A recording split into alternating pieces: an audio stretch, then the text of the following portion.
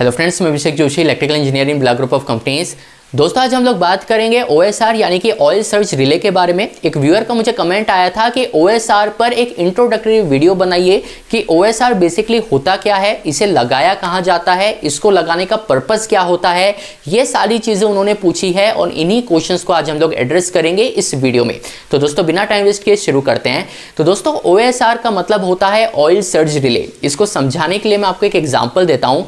जैसे हम लोग मेन ऑयल फील्ड ट्रांसफार्मर को इंटरनल फॉल्ट से प्रोटेक्शन प्रोवाइड करने के लिए बुकोज रिले लगाते हैं, वैसे ही जो ऑन लोड टैप चेंजर होता है उसको इंटरनल फॉल्ट से प्रोटेक्शन देने के लिए हम लोग ऑयल सर्च रिले यानी कि OSR का यूज करते हैं। तो एक लाइन में अगर कोई आपसे पूछता है, अगर आपको उन्हें बताना है कि OSR क्या होता है, तो इसका सिंपल सा जवाब ये है कि ऑन लोड टैप चेंजर से इंटरनल प्रोटेक्शन से हमें जो प्रोटेक्शन प्रोवाइड करना होता है वो हम लोग OSR यानी कि ऑयल सर्च रिले से करते हैं। दूसरा सवाल दोस्तों ये बनता है कि जो ऑयल सर्च रिले है जिसका यूज हम लोग ऑन लोड टैप चेंजर के प्रोटेक्शन के लिए करते हैं, ये बेसिकली लगा कहाँ होता है। अगर आपको देखना हो तो आपको ये कहाँ देखने को मिलेगा।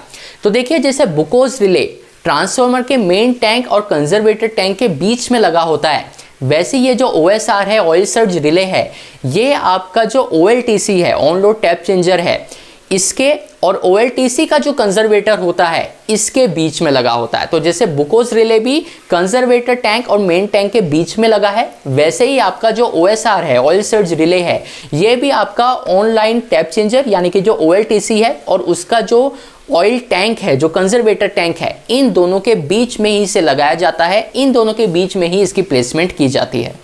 तीसरा सवाल दोस्तों यह आता है कि ऑयल सर्च रिले ये बेसिकली काम कैसे करता है, ये कैसे प्रोटेक्शन प्रोवाइड करता है आपके ऑन लोड टैप चेंजर को।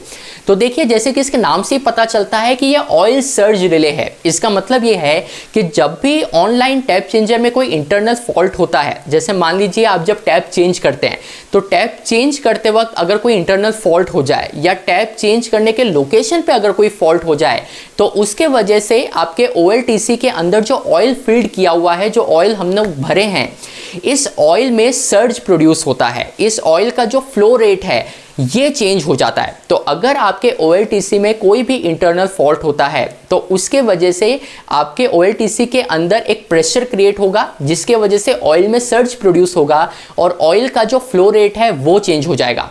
अब ऑयल का जो फ्लो रेट है ये अगर एक प्रीसेट वैल्यू से ज़्यादा चला जाए तो उसे ये ऑयल सर्च रिले सेंस करता है, एबनॉर्मल मानता है और आपके सर्किट को ट्रिप कर देता है, आपके ट्रांसफार्मर को ट्रिप कर देता है।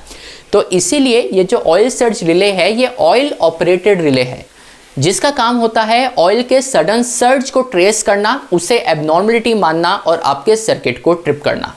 तो दोस्तों, ऑयल सर्च रिले क्या होता है, ये क्या पर्पस आपका सॉल्व करके देता है, ये लगाया कहाँ जाता है, ये बेसिक चीज़ें अगर आपकी क्लियर हुई हो तो मुझे कमेंट बॉक्स में बताइएगा।